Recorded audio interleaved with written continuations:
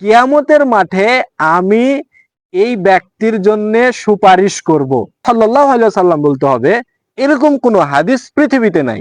10টি রহমত পেলেন, 10টি বরকত পেলেন, 10টি মর্যাদা আপনার বৃদ্ধি হলো। একটা হাদিস জেনেই আপনাকে পণ্ডিতি করা যাবে না।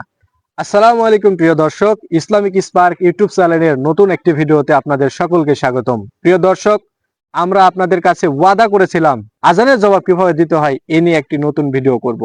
প্রিয় দর্শক, আজকের ভিডিওতে আমরা একদম রাসূল সাল্লাল্লাহু আলাইহি সাল্লামের সহিহ হাদিস থেকে আপনাদেরকে দেখিয়ে দিব যে কিভাবে আজানের জবাবটা দিতে হয়। প্রিয় দর্শক, মুয়াজ্জিন সাহেব যখন আজান দেন তখন আল্লাহ রাসূল সাল্লাল্লাহু আলাইহি সাল্লাম বলছেন যে মুয়াজ্জিন সাহেব যেটা বলে তোমরা ঠিক ওইটাই বলো। প্রিয় দর্শক, এখন আপনাদের প্রশ্ন হবে তাহলে কি মুয়াজ্জিন সাহেব যেটা যেটা বলবো আমরা ওইটাই বলবো? না, একটা হাদিস জেনেই আপনাকে পণ্ডিতি করা যাবে না। আরেকটা হাদিসে আল্লাহ রাসূল সাল্লাল্লাহু আলাইহি সাল্লাম বলছেন যে যখন মুয়াজ্জিন সাহেব বলবে হাইয়া আলাস সালাহ হাইয়া আলাল ফালাহ, তখন তোমরা লা হাওলা ওয়ালা কুওয়াতা ইল্লা বিল্লাহ বলবে। আর অন্যান্য সময় তোমরা মুয়াজ্জিন যেটা বলবে সেটাই বলবে। তার মানে অন্য সময় যখন মুয়াজ্জিন সাহেব বলবে আল্লাহু আকবার, তখন আপনাকে আল্লাহু আকবার বলতে হবে। অন্য সময় যখন মুয়াজ্জিন সাহেব বলবে আশহাদু আল্লা ইলাহা ইল্লাল্লাহ, তখন আপনাকে আশহাদু আল্লা ইলাহা ইল্লাল্লাহ বলতে হবে। অন্য সময় যখন মুয়াজ্জিন সাহেব বলবে আশহাদু আন্না মুহাম্মাদুর রাসূলুল্লাহ, তখন আপনাকে ওটাই বলতে হবে। তাহলে চেঞ্জ করা যাবে না, একটা জায়গায় শুধু পরিবর্তন করতে হবে। সে জায়গা হচ্ছে হাইয়া আলাস সালাহ হাইয়া আলাল ফালাহ। যখন মুয়াজ্জিন সাহেব বলবে তখন আপনি বলবেন লা হাওলা ওয়ালা কুওয়াতা ইল্লা বিল্লাহ।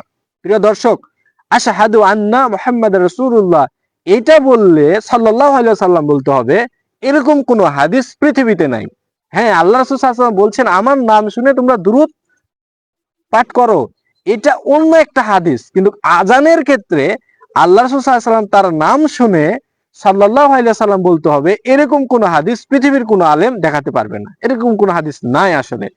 প্রিয় দর্শক, এইভাবে যখন আপনি আজানের জবাবটা দিলেন, এরপরে যদি আপনি আল্লাহর নবীর উপর দুরূদ পাঠ করেন, তাহলে আল্লাহ রাসূল সাল্লাল্লাহু আলাইহি ওয়াসাল্লাম বলছেন কোন ব্যক্তি যখন মুয়াজ্জিনের আজান শুনবে এরপর আমার উপর দুরূদ পাঠ করবে। দুরূদ পাঠ মানে দুরূদে ইব্রাহিম। এই দুরূদে ইব্রাহিম যে পাঠ করবে, আল্লাহ নবী বলছেন আল্লাহ তাআলা তাকে 10টি বরকত দান করবেন। সুবহানাল্লাহ। তার 10টি মর্যাদাকে বৃদ্ধি করে দিবেন, এমনকি তার উপর 10 বার বরকত নাজিল করবেন। প্রিয় দর্শক, একবার দুরূদ পাঠ করার ফলে আজানের পর জবাব দেওয়ার পরে 10টি রহমত পেলেন, 10টি বরকত পেলেন, 10টি মর্যাদা আপনার বৃদ্ধি হলো।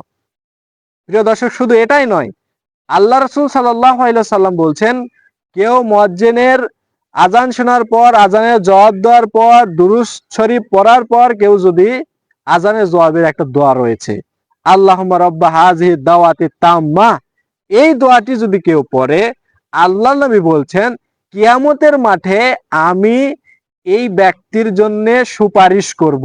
সুবহানাল্লাহ। তাহলে কতটুকু ফজিলত আপনি একটু চিন্তা করেন যে আজানের জবাব দেওয়া আমাদের সমাজ থেকে হারিয়ে গেছে। এটা হারিয়ে যাওয়া একটা সুন্নাত, এবং এই দোয়াগুলো আমরা পড়ি না। প্রিয় দর্শক, আপনারা সবাই জানেন যে আল্লাহ রাসূল সাল্লাল্লাহু আলাইহি ওয়াসাল্লামের সাফায়াত ছাড়া, সুপারিশ ছাড়া আমরা কিন্তু জান্নাতে যেতে পারবো না। কিন্তু আপনি যদি নিয়মিত আজানের জবাব দেন, দুরূদ শরীফ পড়েন এবং আল্লাহুম্মা রাব্বা হাযিহি দাওয়াতি তাম্মা এই দোয়াটি পড়েন, তাহলে কিয়ামতের মাঠে আল্লাহ রাসূল সাল্লাল্লাহু আলাইহি ওয়াসাল্লাম আপনার জন্য সুপারিশ করবেন। প্রিয় দর্শক, এই আমলগুলো আপনি আপনার ব্যক্তিগত জীবনে করার চেষ্টা করবেন। প্রিয় দর্শক, আমাদের এই ভিডিওগুলো থেকে যদি একটু উপকৃত হয়ে থাকেন তাহলে আমাদের চ্যানেলটি সাবস্ক্রাইব করে বেল বাটন অন করে রাখবেন, লাইক কমেন্ট শেয়ার করে পাশেই থাকবেন। ধন্যবাদ।